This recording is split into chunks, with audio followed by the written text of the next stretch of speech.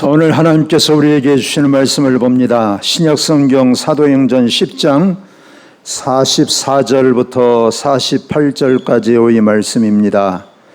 신약성경 206면에 있습니다.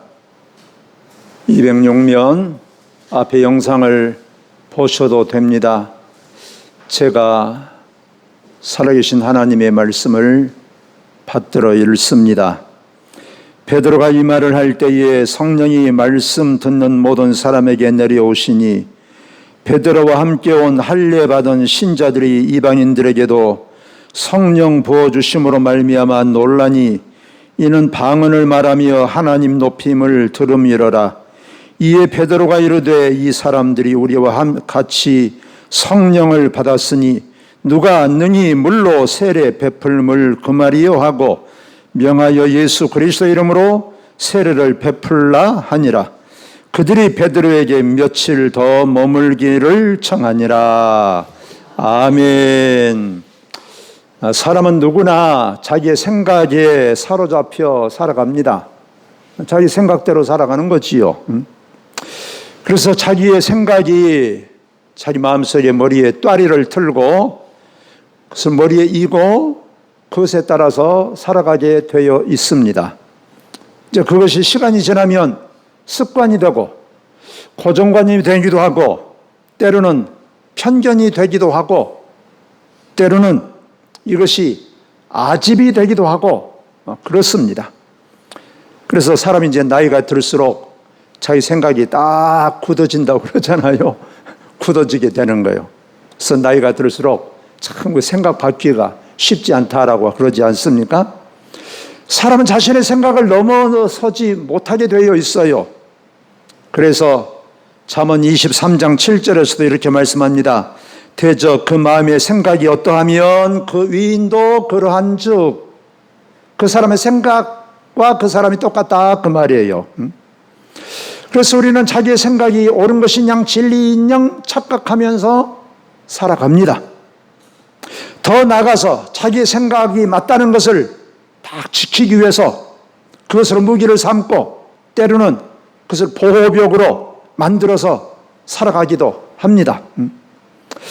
그런데 그것이 살아가는 데 큰 도움이 되기도 하지만 그러나 때로는 자기의 생각을 자기 주변의 사람들에게 직접적이든 간접적이든 강요하게 되어 있어요.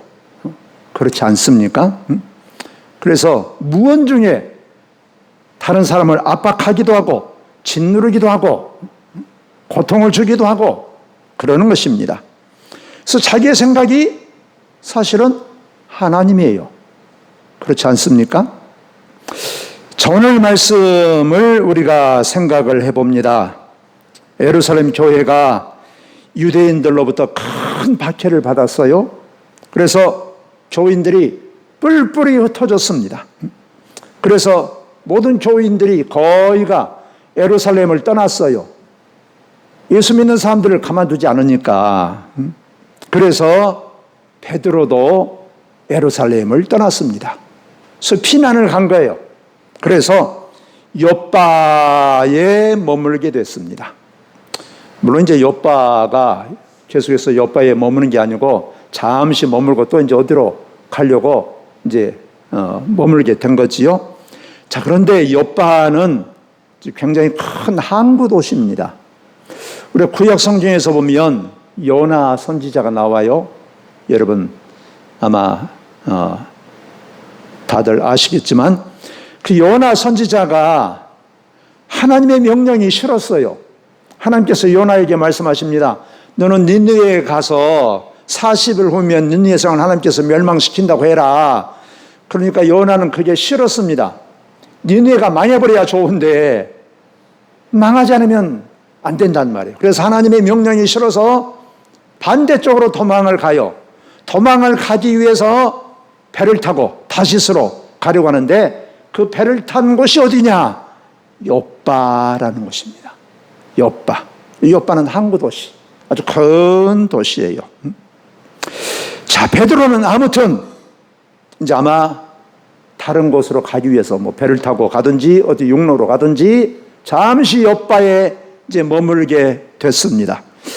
그래서 이제 바닷가에 그 시몬의 집에 이제 잠시 머물면서 기도 시간이 되어서 하나님께 옥상에 가서 기도를 합니다. 이스라엘 백성들은, 유대인들은 기도를 하지 않습니까? 오후 3시는 기도 시간이에요. 정리해놓고. 자, 기도하는 중에 놀라운 체험을 했어요. 베드로의 영안이 쫙 열렸습니다. 그래서 영적인 눈을 들어서 보니까 하늘에서 큰 보자기 같은 게 내려오는 거예요. 베드로 앞에까지 다 내려왔어요.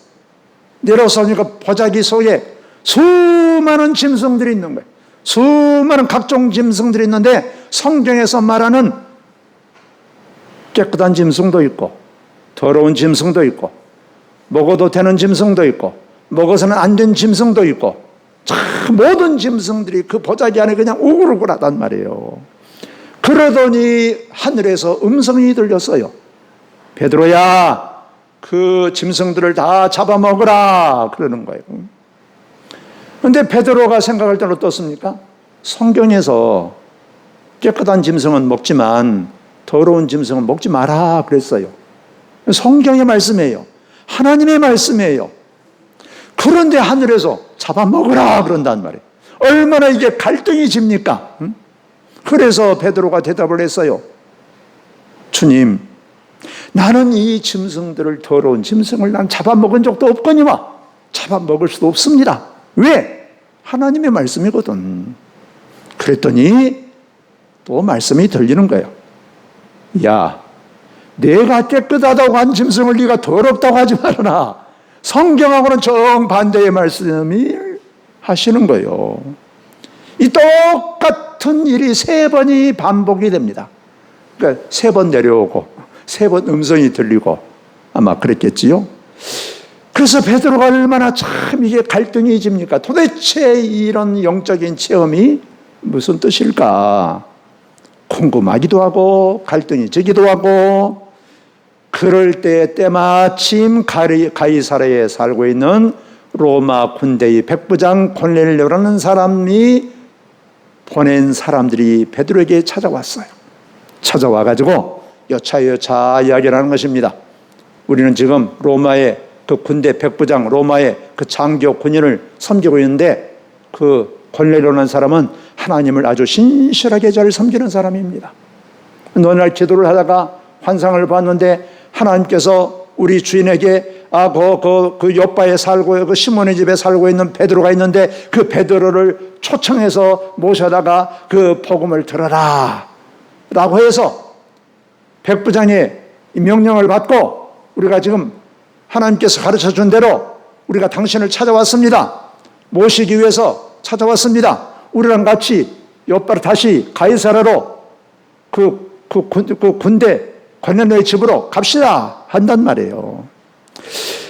그 말을 듣고서는 베드로가 깨닫게 됐어요. 아하, 하나님께서 내게 이렇게 영적인 체험을 하신 것은 짐승의 문제, 먹고 사는 문제가 아니고 우리가 이방인들은 더럽다고 접촉도 하지 않았는데 그 사람들에게도 만나서 복음을 전하라고 하는 뜻이로구나. 그렇게 해서 베드로가 고넬료의 집에 가서 복음을 전했다. 그랬더니 그 가정에 사람들이 다 성령이 임해서 다 예수를 믿고 세례를 베풀고 구원을 받았다. 할렐루야. 바로 그런 내용입니다. 이 사건을 통해서 하나님께서 우리에게 주시는 여러 가지 우리에게 말씀들이, 교훈들이 있지만 오늘 말씀을 통해서 우리가 하나님의 뜻을 깨달아가는 것은 우리의 마음이 어떠하든지 간에 우리는 하나님의 말씀 앞에 우리의 마음을 열고 우리는 하나님의 말씀에 순복할 때에 성령님께서 역사하신다. 이런 뜻입니다. 조금 전에 말씀드린 것처럼 베드로는 그 환상을 보고 하나님의 음성을 들으면서 하나님께서 이 각종 짐승들을 다 잡아먹어라. 더러운 짐승이라고 하는 것까지도 다 잡아먹어라. 그때 베드로가 대답했다니까. 주님, 나는 먹을 수 없어요. 이렇게 속되고 깨끗하지 않는 짐승을 지금까지 저는 먹은 적도 없습니다. 이게 하나님의 말씀 아닙니까? 그런데 어떻게 먹으라고 하십니까? 그런데 사실 이 말씀의 내용이 구약 성경 레위기 11장에 나와요. 어떤 짐승은 먹고 어떤 짐승은 먹지 말고 어떤 짐승은 깨끗하고 어떤 짐승은 더럽고 정한 짐승과 불결한 짐승에 관해서 쭉 레위기 11장에 성경에 하나님의 말씀에 기록이 되어 있어요. 그래서 부정한 짐승을 여러 가지로 말하지요. 뭐 굽이 어쩌고 뭐 퇴색임질을 하지 못하고 뭐 기어다니고 뭐 이런 것들 이런 것들은 뭐 부정하다. 그래서 이스라엘 유대인들은 지금도 그 레위기 11장에 그 말씀에 기록된 대로 부정하다고 하는 그 짐승들을 먹지 않습니다. 우리가 대표적으로 잘 아는 짐승이 돼지고기예요. 지금도 유대인들은 돼지고기를 먹지 않습니다. 사실 돼지고기가 얼마나 맛있습니까? 속된 말로 돼지고기가 쌈박하지 않습니까? 맛은 소고기보다 훨씬 낫단 말이에요. 하여튼 이제 영적인 그런 의미는 다음 기회에 우리가 또 듣더라도 하여튼 지금도 유대인들은 이 말씀을 이 부정한 짐승을 먹지 않는데 베드로도 이 사건, 이 체험을 하기 전에는 마찬가지죠. 당연히 부정한 짐승을 먹지 않죠. 하나님께서 모세를 통해서 먹어서는 안 되는 짐승을 먹지 않고 지금까지 살았어요. 앞으로도 당연히 먹어서는 안 되는 것이라고 자기 마음은 확신에 차 있어요. 이 성경의 말씀이니까, 하나님의 말씀이니까. 그런데 하나님께서 전혀 말씀을 뒤집어 버린단 말이에요. 그래서 하나님께서 야, 내가 깨끗하다고 하는데 왜 네가 더럽다고 하냐? 그런 말 하지 말아라. 그런단 말이지요. 그런데 여러분 한번 생각을 해보십시오. 이게 베드로가 말이죠. 지금까지 자기 부모 전통대로 조상 대대로 또 하나님의 말씀에 기록이 되었고 이 부정한 짐승은 먹어서는 안 된다고 지금까지 자기는 고정관념이 되어 있고 그야말로 자기는 확신을 가지고 있어요. 그런데 어느 날 갑자기 영적인 체험 한번 했어. 그런데 여러분 이게 하나님의 말씀을 따른다고 하는 게 쉽겠습니까? 여러분이 베드로다라고 하면 생각을 해보시고 한번 생각을 해보세요. 아, 내가 베드로다. 그런 위치에 있다. 이게 사실은 이 먹고 사는 문제가 유대인들에게 그 당시 이스라엘 백성들은 쉬운 일이 아니에요. 이게 우리는 뭐 먹는 문제에 대해서 거의 신경을 쓰지 않죠. 근데 유대인들은 이 먹는 문제를 아주 굉장히 심각하게 생각을 합니다. 이 사람들은 목숨을 걸고 지켜요. 이게 사느냐 죽느냐, 지옥이냐 천국이냐 그런단 말이죠. 그래서 이들은 하나님의 말씀이기 때문에 아주 철저하게 지키고 있어요. 이것을 1000년 이상 지키고 살았다니까요. 50년도 아니고 100년도 아니고 1000년 이상. 모세가 베드로가 살았을 때의 기준으로 따지냐면 1300년 전 사람이에요. 그 뒤로 이스라엘 백성들은 1300년 동안 이것을 지키고 살아왔단 말이에요. 그 어느 날 갑자기 환상 한번 보여주시고 하나님께서 말씀하시면서 먹어라. 도대체 이게 내가 듣기는 확실하게 3번을 들었는데 도대체 하나님의 음성인지 막말로 이게 마귀가 하는 말인지 어떻게 압니까 이게? 아마 베드로는 이 말을 들으면서 아마 자기의 머리에 철퇴를 맞은 것 같은 그런 충격을 받지 않았을까? 저는 이렇게 상상을 합니다. 그래서 우리가 아는 것처럼 복음서에서도 보면 유대인들은 음식을 먹을 때도 꼭 손을 씻고 먹지 않습니까? 그래서 예수님과 예수님의 제자들이 손을 씻지 않고 먹는 것에 대해서 바리새인들 유대인들이 시비를 걸지 않습니까? 그들은 이 정결법을 잘 지켜야 돼요. 이 정결의식이라고 하는 게 있어요. 그런데 그들은 이런 전통을 1000년 이상 지키면서 살아왔는데 아무거나 구별 없이 그냥 막 먹으라고 하니 혹시 이것이 베드로에게 이번 한 번만 먹어라 그러면 또 혹시 모르겠어요. 또 아무도 없을 때 먹어라 하면 또 모르겠어요. 근데 이제 앞으로 계속 이렇게 완전히 180도로 베드로의 생각이 바뀌어져 가지고 아무거나 막 먹고 살아야 된단 말이에요. 유대인 앞에서도 어디 앞에서도 이제 먹어야 된단 말이지요, 여러분. 그런데 이게 만약에 이런 것들이, 이런 사실이 이 유대인들에게 알려지면 어떻게 되겠습니까? 그렇지 않아도 지금 예루살렘 교회가 유대인들의 탄압을 받아가지고 박살이 나버렸어요. 교회 지도자들뿐만 아니라 온 교인들이 예루살렘에 살 수가 없어서 뿔뿔이 흩어졌어요. 그런데 또 이제 이 문제까지 터지면 어떤 일이 일어날 것인지 그야말로 불을 보듯 뻔해요. 유대인들이 가만히 있겠습니까? 그야말로 속된 말로 눈에 산불을 켜고 베드로를 그냥 죽이려고 난리가 날 거란 말이에요. 이런 것을 생각하면 여러분 얼마나 두렵고 떨리는 일이겠습니까? 그래서 유대인들이 아주 미워하고 가만둬서는 안 되는 3대 괴수가 있어요.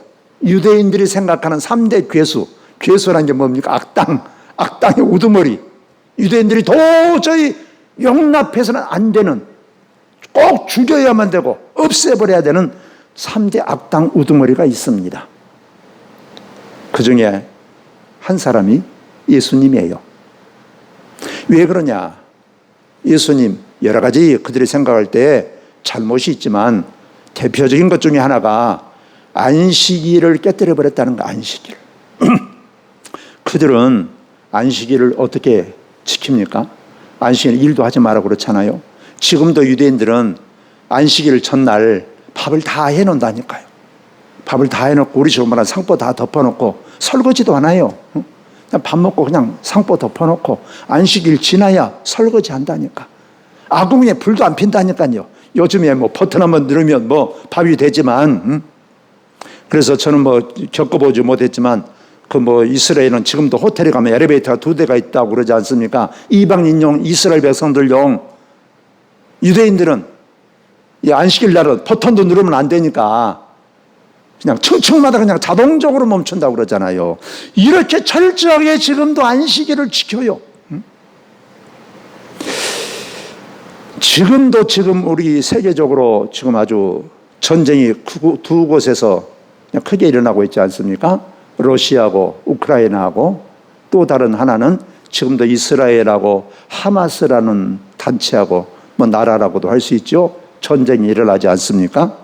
전쟁이 일어나서 세계가 시끄러운데, 사실 이스라엘 이 사람들과 그 중동 지역의 사람들이 전쟁이 여러 차례 있었어요. 지금까지. 그 중에 유명한 전쟁이 또 하나가 있습니다.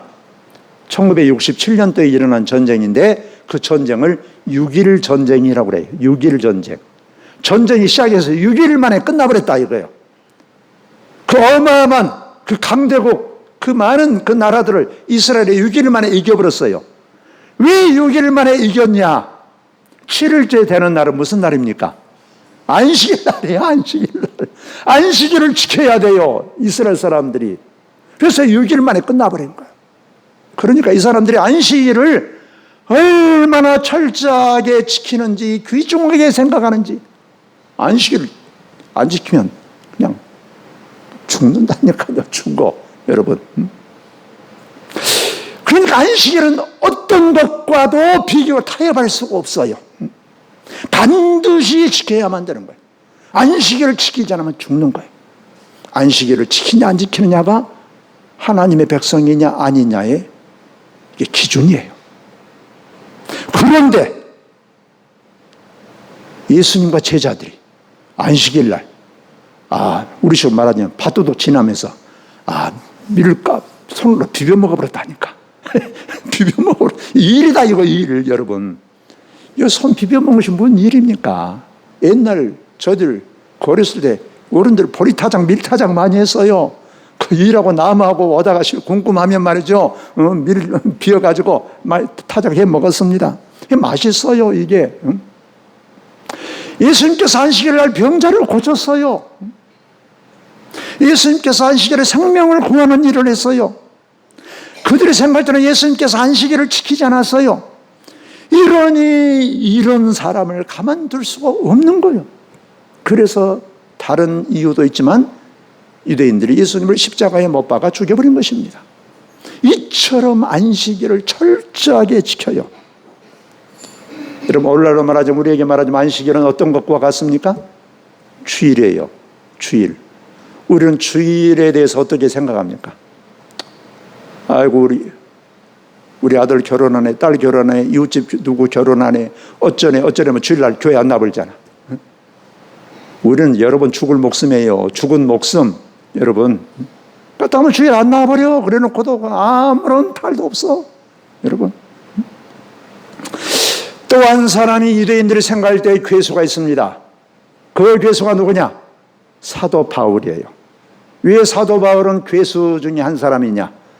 바울은 무엇을 잘못했냐? 유대인들의 입장에서 할례를 무시해버렸어요. 할례. 여러분, 이스라엘 백성들은 할례를 다 받아야 되지 않습니까? 창세기 17장에서 하나님께서 아브라함과 그 모든 자손들에게 할례를 받아라. 그 후로는 모든 이스라엘 백성들은, 남자는 태어난 지 8일 만에 다 할례를 받아야 됩니다.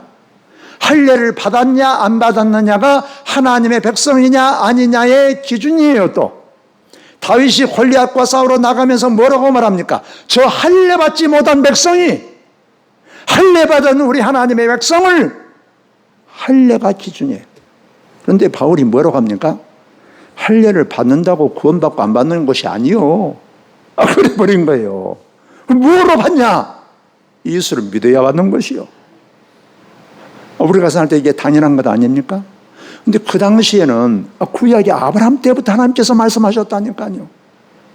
그러니까 그들의 기준으로 보자면 2000년 전부터 하나님께서 말씀하셨어요. 할례를 해라.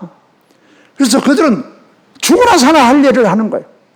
그런데 바울이 느닷없이 유대인들 입장에서 볼 때는 저 정신병자죠. 할례를 받고 안 받고 그것이 중요한 것이 아니라, 겉으로 할례 받은 것이 중요한 것이 아니라 이면의 할례가 중요하다. 할례는 마음에 해라. 이렇게 되니 말이죠. 믿음으로 구원받은 것이다 하니, 유대인들이 볼 때는 이거야말로 이단 중에 이단의 괴수가 사도 바울이에요. 그래서 바울을 죽이려고 하는 거예요. 또 한 사람이 누굽니까? 오늘 성경 말씀에 나오는 베드로입니다. 왜 베드로냐? 오늘 하나님께서 베드로에게 뭐라고 말씀하셨습니까? 하나님께서 깨끗하고 했는데 네가 더럽다고 하지 말아라. 잡아먹어라. 그때부터 음식을 안 가려버린다니까. 음식을 안 가려요. 여러분, 지금도 안식교인들은, 제철 안식일 재림교인들은 지금도 이들 지키잖아요. 돼지고기 안 먹고 비늘 없는 거 안 먹고. 여러분, 장어탕 먹은 사람들은 다 지옥 갑니다. 이 기준으로 하자면 그러는 거예요. 비늘 없는 거 먹지 말라고 그랬어요. 여러분, 지느러미 없는 거 먹지 말라고 그랬어요. 여러분, 저부터 지옥 가야 된다니까. 여러분, 저는 장어탕이 맛있거든요. 자, 그런데 베드로가 이 정결법을 무시해버렸어요. 파괴시켜버렸단 말이에요. 먹고 마시는 데 있잖아. 사도 바울도 그러지 않습니까? 하나님의 나라는 먹고 마시는 데 있는 게 아니다. 오직 성령 안에서 의와 평강과 희락이다. 먹고 마시는 것에 여러분 천국과 지옥이 아니라니까. 구원의 여부가 달려있는 게 아니라니까요. 혹시 여기서 시험 들 분이 계실는지 모르지만, 술을 마신다고 해서 지옥 가고 담배 핀다고 해서 지옥 간 게 아니에요. 성경에서 담배 피라는 것도 없어요. 술 취하지 말라고 그랬지. 아마 이런 얘기하면 술 마셔도 됩니다 그러면 아마 저를 이단 취급할 것입니다. 성경에는 그런 구절이 없어요. 이것은 그냥 우리나라의 그냥 전통이 그냥 건덕상 덕이 안 되니까 그래 지킵시다. 그런 거예요. 그런 거. 여러분, 그러면 유대인의 그 3대 괴수, 예수님, 바울, 베드로, 이런 사람들을 지금 악당의 우두머리라고 한단 말이지요. 하여튼 어찌됐든 간에 베드로가 환상을 보았어요. 하나님의 음성을 들었어요. 뭐 그들이 직접 천사가 말을 했나 하나님 대신에 천사가 말을 했는지 어쨌는지 모르지만 그러면서 내가 깨끗하다 한 것을 네가 더럽다고 하지 말아라. 뭐 내가 라고 해서 분명히 하나님께서 말씀하신 거겠지요. 3번이나 반복해서 똑같이 이런 사건이 일어났어요. 그러나 여러분 한번 생각을 해 보십시오. 현실, 하나님의 말씀은 그런데 현실이 어쩌냐 그러면 현실, 전혀 상종해서는 안 되는 이방인, 로마 사람을 내가 만나야 되느냐? 예수님께서도 세리와 창녀들 집에서 밥 먹는다고 막 시비를 걸지 않았습니까? 그러면서 예수님은 죄인의 친구다라고 막 정죄하지 않았습니까? 이방인들을 상종을 안 해요. 예수님께서 요한복음 4장에서 사마리아 수가성 우물가 여자가 만나니까 여자가 그러지 않습니까? 내가 보니까 당신은 유대인이고 나는 사마리아 사람인데 왜 나를 상종합니까? 사실 사마리아는 유대 땅에 사는 이 이스라엘 백성들이에요.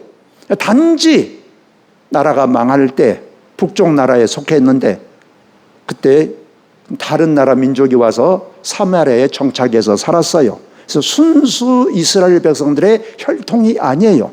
단지 그것이지 뭐 특별한 게 아니라.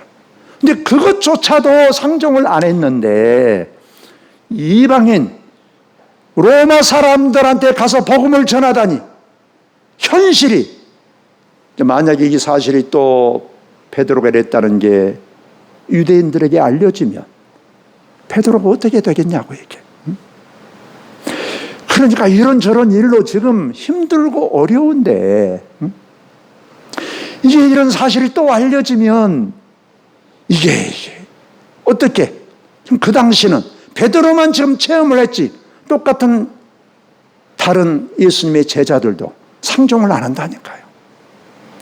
그러니까 자기의 동료들인 다른 예수님의 제자들도 도대체 나를 이해를 할 것인지 안 할 것인지 얼마나 마음속에 갈등이 심하겠냐 이거예요. 여러분 같으면 이럴 때 어떻게 하겠습니까?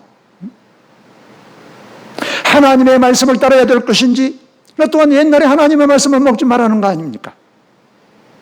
당장 이 급박한 현실, 그렇지 않아도 지금 도망자가 되어가지고 유대인들을 피해서 돌아다니고 내가 했던 일을 우리의 동료들이 다 같이 이해를 하고 받아줄 수 있을지 없을지도 사실 알 수가 없는 일이고, 여러분 같으면 어떻게 하겠냐고요? 이게 말씀을 따라야 될 줄로 믿습니다.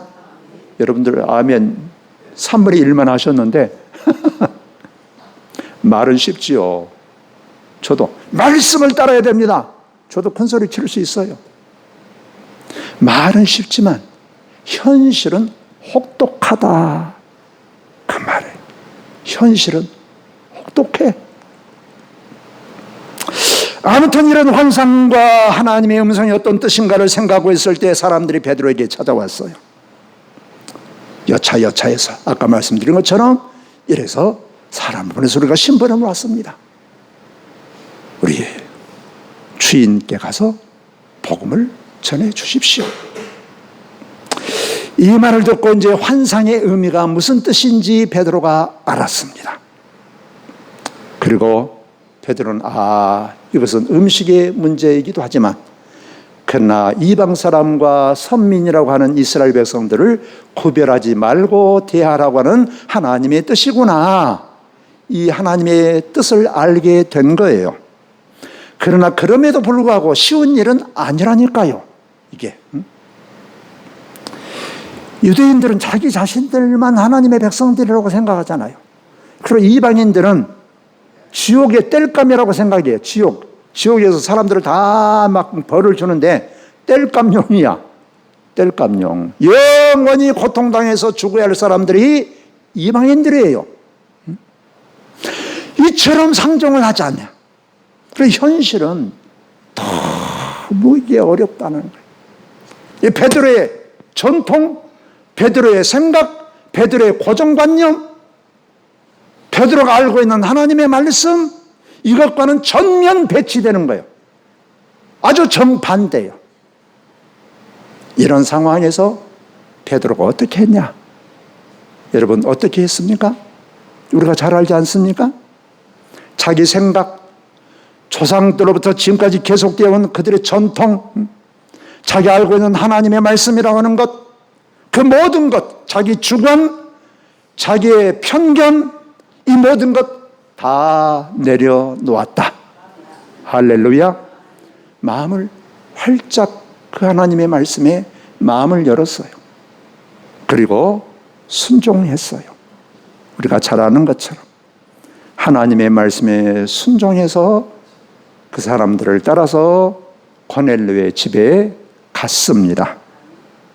갔더니 고넬료가 이제 자기 가족만 아니라 자기 친척들 다 모았어요. 다 모아서 이제 집안에서 베드로를 기다리고 있는 거예요.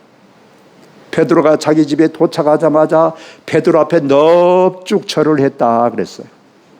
여러분 세상적인 기준으로 보자면 고넬료는 어떤 사람입니까? 로마의 백부장이에요. 우리처럼 말하자면 일제시대 때 일본의 헌병대장쯤 되는 사람이라뇨. 베드로는 누굽니까? 일자무식 베드로예요. 여러분 베드로전서, 베드로후서가 있지만 학자들은 이렇게 추측을 합니다. 베드로가 직접 쓴 것이 아니고 베드로는 난 놓고 기억자도 잘 모르는 사람이에요. 예수님 당시에 글을 읽을 수 있는 사람은 100명 중에 5명도 안 됩니다.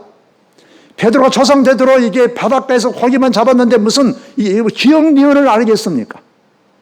그래서 베드로가 직접 쓴 것이 아니고 베드로의 제자가 베드로로부터 다 들은 것을 정리했을 것이다. 이렇게 추측을 해요. 베드로는 세상적으로 천한 것이요, 천한 것. 우리가 생각할 때 베드로가 참 위대하고 우리가 생각할 때는 베드로는 천국문의 수문장이고 어쩌고저쩌고 하지만 그러나 그때 당시의 기준으로 보자면 여러분 로마의 백부장 고넬료와 베드로의 차이는 하늘과 땅 차이다 그 말입니다. 그런데 그럼에도 불구하고 고넬료는 베드로 앞에 엎드려 절했다 그랬어요. 왜 그랬을까요? 세상적인 기준은 그럴 수가 없죠. 베드로 가서 엉금엉금 기어 들어가 가지고 백부장님 저 같은 사람을 불러주셨습니까? 뭐 때문에 불러주셨습니까? 그러겠지요. 왜 그랬을까요? 세상적인 기준이 아니고 바로 하나님께서 보내신 분이다. 바로 이 기준으로 본 거예요. 여러분 가장 귀한 사람이 어떤 사람입니까? 돈 좀 도와준 사람 귀하지요. 병 고쳐주면 귀하지요. 그러나 생명의 말씀으로 우리를 공개한 사람이 귀한 사람 아닙니까? 그래서 베드로가 이 사람들에게 복음을 전하자 그곳에 성령이 임했어요. 성령이 임하니까 그들 성령께서 역사하시니까 그들이 복음을 깨닫고 예수님을 다 구주로 영접했습니다. 그들에게 구원의 길이 열렸어요. 여러분 우리가 마음이 어떠할지라도 내 고정관념이 어떨지라도 내 전통에 얽매이지 않고 현실이 어떨지라도 하나님의 말씀을 듣고 하나님의 말씀을 받고 그 말씀에 하나님의 우리의 마음을 열고 하나님의 말씀에 순종해서 나가면 성령께서 역사하셔서 하나님의 뜻이 이루어진다 라고 하는 것을 우리에게 가르쳐주고 있는 것입니다. 베드로가 인간적으로 말하자면 이러다가 나 또 이게 그렇지 않아도 이게 곧 죽을 목숨인데 내가 뭐더라 또 죽을 짓을 하냐 인간적으로 계산해서 안 해버렸더라면 베드로가 오히려 살았을지 죽었을지 모르지요. 그러나 하나님의 말씀에 순종하니까 하나님께서 베드로를 지켜주신 거예요. 여러분 우리는 어떻습니까? 우리가 신앙생활을 한다고 하지만 형편과 처지에 따라서 하나님의 말씀에 대해서 우리의 마음은 고무줄 아닙니까? 고무줄 늘어났다 줄었다. 그래도 오늘은 좀 바쁘잖아. 그래도 오늘은 좀 특별한 일 있잖아. 그러니까 이번 주일은 빠지고 다음 주에 하지. 교회 가지. 고무줄 아닙니까? 고무줄. 하나님께서 10일 잘하게 했어도 오늘은 힘드니까 다음번부터 잘하지. 우리 마음은 고무줄 아닙니까? 사람과 사람과의 관계에서도 그러지 않습니까? 내 생각이 옳은 것을 계속해서 우리가 주장하지 않습니까? 성경에서 뭐라고 말씀합니까? 남을 나보다 낮게 여기고, 말씀은 말씀이고 나는 나야. 이것이 우리의 모습 아닙니까? 이것은 신념입니다. 신념. 이것을 보고 신념이라고 해요. 신앙은 무엇입니까? 내 생각이 어떠하든지, 내 주장이 어떠하든지, 내 경험이 어떠하든지, 우리의 전통이 어떠하든지 그 모든 것을 하나님의 말씀 앞에 내려놓고 따르는 거예요. 이게 바로 믿음입니다. 바로 베드로의 모습이 바로 믿음의 모습이에요. 우리가 안다고 하지만 사실은 우리가 무엇을 얼마나 압니까? 우리 인간이 모르는 게 훨씬 더 많단 말이에요. 우리의 삶을 주관하시는 하나님, 모든 상황을 다 아시고 오늘뿐만 아니라 내일 영원한 것까지 다 아시는 하나님, 그 하나님을 우리가 믿고 하나님께 우리가 마음의 문을 활짝 열고 하나님의 말씀을 따라서 우리가 살아갈 때 하나님께서 우리와 함께 하시고 우리의 길을 여시고 우리의 길을 하나님께서 인도하시고 때를 따라 은혜를 주시고 생명길로 복된 길로 이끌어 주실 줄로 믿습니다. 이런 믿음의 사람들이 되시기를 주의 이름으로 축원합니다. 기도드립니다. 살아계신 우리 아버지 하나님, 주님의 크신 은혜를 감사합니다. 주님, 오늘 베드로의 모습을 통해서 우리 하나님께서 우리에게 주신 말씀을 저희들이 곰곰이 생각하고 말씀을 따라서 저희들이 이제 주님을 의지하고 죄 뜻 가운데 삶으로 하나님께서 베푸신 은혜와 복으로 살아가는 저희들 되기를 원합니다. 우리 주님, 항상 주님과 동행하는 주님의 인도하심을 따라 때를 따라 돌보시는 하나님을 저희들이 경험하며 날마다 살아가게 하여 주옵소서. 모든 영광을 하나님께 돌리옵고 예수님 이름으로 기도하옵나이다. 아멘.